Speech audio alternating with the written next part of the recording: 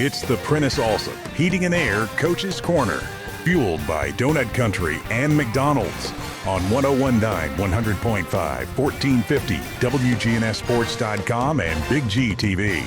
And this portion of the show brought to you by Tennessee Orthopedic Alliance, TOA, the largest and most comprehensive orthopedic surgery group in Middle Tennessee. Find out more at TOA.com. And joining me is Ben Caudill, the head coach of the Stewarts Creek Redhawks. A tough loss last night. You had some opportunities, Coach, but you just couldn't get the consistency, I guess. I don't know if that's the word I'm looking for, but they played hard. Yeah, I think, this was a week for us as a program, after the, Saturday finish last week. That was just a very abnormal weekend. As coaches, you kind of want to have a routine, and it was just totally different, this past week. And I tell you, John, I was really proud of how our players, jumped in the weight room on Monday morning. I thought we had a great week of practice, and this was a week that, we all as coaches knew would, show us a lot about our team. And it was a week we decided, this is going to be how we work and how we go about our business as a team, and really proud of how our coaching staff has, never been more united than we are right now, and certainly focused on helping our team improve moving forward. It was a strange game. I've just got to tell you, it was a strange game. You had if it weren't for bad luck, you'd have no luck at all. I mean, it was one of those kind of first halves. I thought. Yeah, we went for it on fourth down there, didn't get it. I would call it again now. We came off a block too early, and we got a big 200-pound back that we just we didn't execute on that play. But on 4th and 1, I expect us to get a yard, and I do it again right now. And outside, John, they scored on the first play. They called a post on the first play, and outside the first play, we outgained Rockville last night. Yeah. And I told our kids after the game, I said, you take that first play out, which was a great throw and a great call. It was basically a 10-10 game in the middle of the fourth quarter. And with 5 minutes left, John, it was 17-10 with 5 minutes left in the game, and we blocked a field goal, and we had 12 on the field. And of all the programs I've ever coached in, we've never spent more time. I've never been a part of a program that spends more time on field goal block than we do. And, that is something that I, as our leader, 100% own. And, we've got a chance right there to get the ball with 5.5 minutes left at, near, the 40, 50-yard line.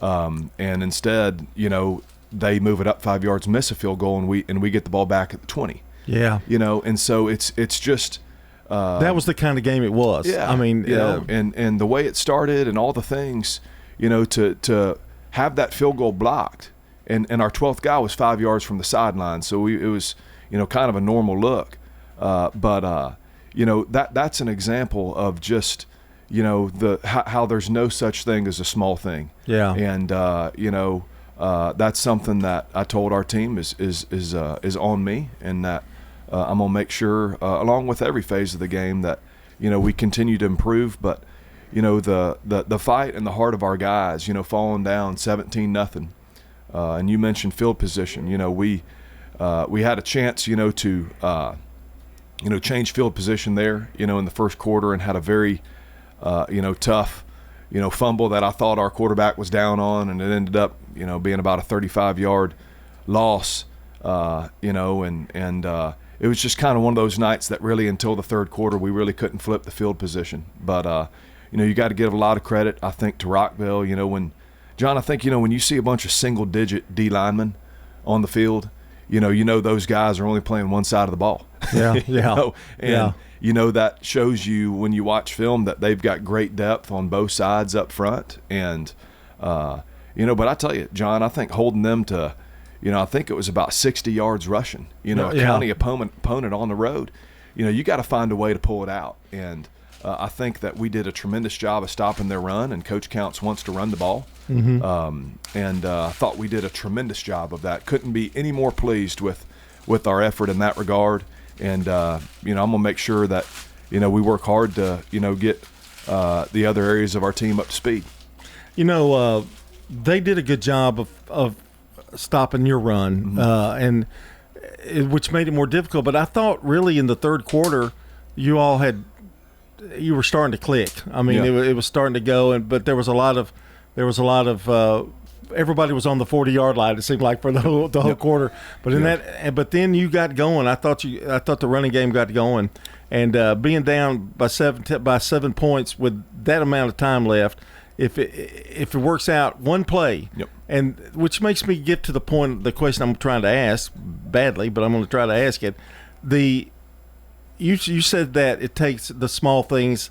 It takes 11 guys, and to me that is so difficult. When you really think about it, there's 15, 16, 17-year-old guys, everybody being on the same page. It happened to Rockville. It happened to you guys. That is such a unique thing that doesn't happen in any other sport, I would think. Yeah, I think, for 3.5 quarters outside the first play on defense, and, they scored one or two there late on a big play. I don't think our defense can play much better at all. Coach Burnham, I think, is doing a phenomenal job with our defensive line. We got 2 sophomores on our defensive line.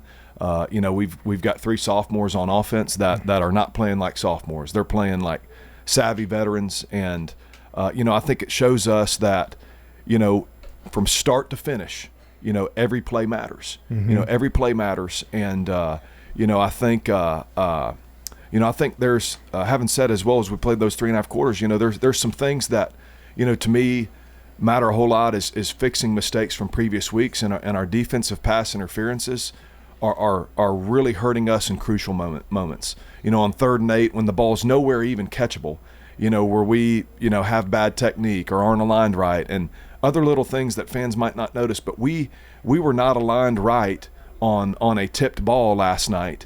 Where if we were aligned right, I 100% know it's a pick. And that's one thing I learned working with Ron Crawford is, it takes 0 talent to get lined up right. And those are things that, we've got to continue to emphasize as coaches, and I know we will. And, I think it says a lot about our defense at how well they played for the overwhelming majority of the game and really keeping us in the game. The Brown was limited to rushing, but he did get a touchdown. Kingston McQueen had a team-leading 6 tackles, and then added 25 offensive yards. So those were 2 standouts. And Dallas Johnson had 3 tackles and an interception to go with 2 receptions. So both sides of the ball, they were trying to do it. Yeah, I'm really proud of Kingston. He came to me this week, and he's a two-way guy for us. And he asked me what he felt like he could do to improve. Which, as a coach, that's a question you love to hear. And I'm so proud of Kingston. And another name I want to mention that I couldn't be any more proud of is Daniel Johnson. Yes, who just this past week, John, we hadn't done this in a few years, but we felt like as coaches we needed to do this for this season. Is he was named a permanent captain this week, and everything he does, the way he walks in the cafeteria, the way he conducts himself in the locker room, there is not a person at our school that has a negative thing to say about him. And he is the leader of our team right now, and I couldn't be any more proud of. I thought he played his best game of his career. He last was night. Everywhere. Yep. I mean, his name was called so many times. Yep. Just plays so much bigger than he is, and I could not be any more proud of the leadership that he showed this week. He's a permanent captain moving forward, and I couldn't be any more proud of him. I know you wanted to give Davis a little bit more time to throw the football last night, and I know you'll be working on that a little bit.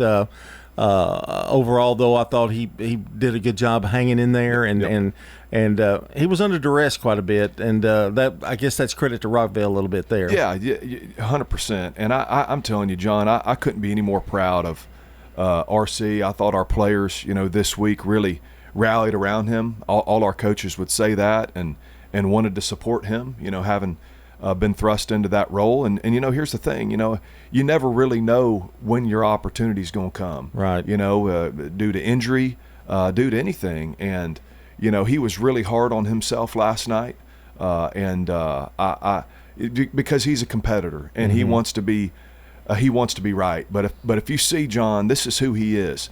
On punts in the fourth quarter, he's also our long snapper. And he's the one that's making tackles down there. He's the first one down there getting to that returner. And, as a coach, that's that's one thing you love to see. And for me personally, I played quarterback and I was our long snapper in high school, and that was a challenge I gave to myself. So when I see that in him, I think it embodies everything that we want to be as a team and as a staff. Ben Caudill is our guest. Before I let you go, I know you got Riverdale coming up. Yep. That's at home, correct? It is. And you guys brought a huge crowd last night. Yep. I thought away game, and I heard you talk about that many times. And when the game was in the pregame, I was looking up and go, they're not going to show up too much. Oh gosh, they packed the place. I mean, they all came at one time, I guess. But yeah, I'm really glad you mentioned that, and it was something that I was going to certainly close with as well. Is that's something that it's all the time. You know, when the band rolls in, and our community always shows out for us, which means so much. And listen, I John, this means a lot to me. There's Stewarts Creek's been a school for 13 years. I've been there for 7, and no football coach has coached at Stewarts Creek longer than me. It means a lot to me.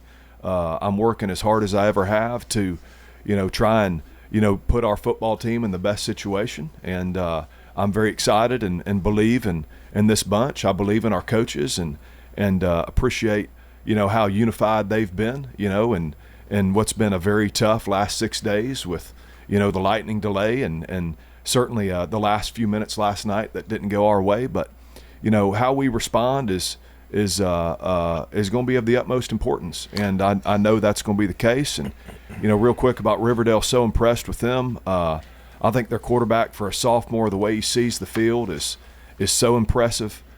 He's very cerebral, and I think he's mature beyond his years, and they fly around on defense. And Coach Kreisky has got a tremendous football team, and I think they're very well put together, very well put together in all 3 phases. And the opportunity to me, John, I think to host what was certainly one of the top 2 teams in all of 6A last year.